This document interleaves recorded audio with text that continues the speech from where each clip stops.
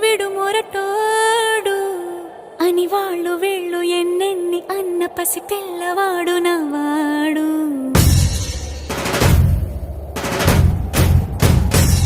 విడు ముండోడు అని ఊరు వాడ అనుకున్న గాని మహారాజు నాకు నవాడు.